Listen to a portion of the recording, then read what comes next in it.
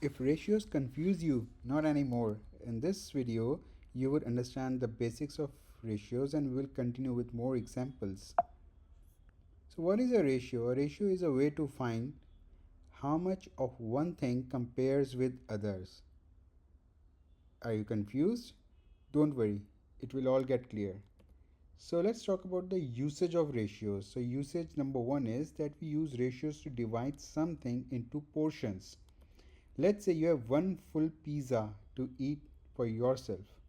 Yeah, but then your sibling arrived and she got to know that you are ordering a pizza. So you know that your one full pizza is now not full one pizza for yourself, but there are 8 slices, out of which you decided to share 4 with your sibling.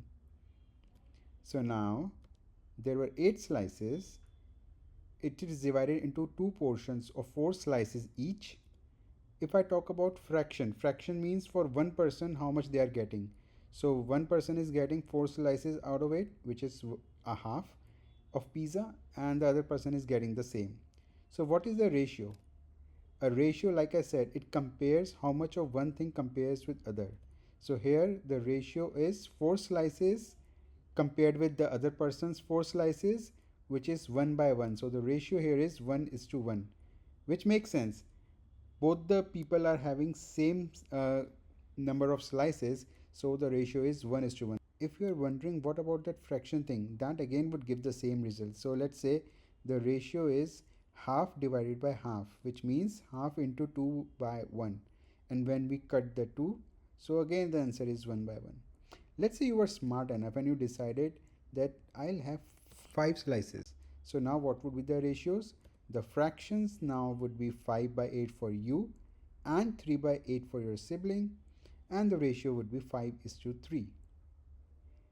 Now while you were about to start having your pizza, a friend arrived and you were like, you now know that okay, I have to share more pizza, so you decided to share 2 slices with your friend. So now, like I said, two or more numbers, so ratio is not limited to two numbers, it can be more than two. So here we have 3 slices for you, 3 for your sibling, and 2 for your friend. So the fractions are 3 by 8, 3 by 8, 2 by 8, and the ratio would be 3:3:2. Let's talk about the second usage. It's not just about dividing something into portions, but also to compare two units. How? Let's see. So someone says that ship is 5 times a car in size. What is the ratio of cars to ship? So let's see how we will use ratio for it.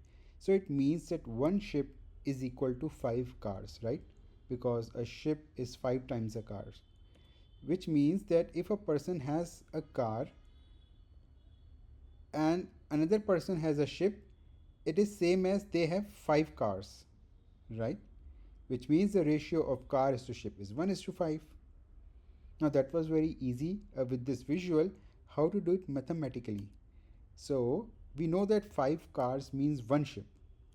That is 5 cars is equal to one time ship.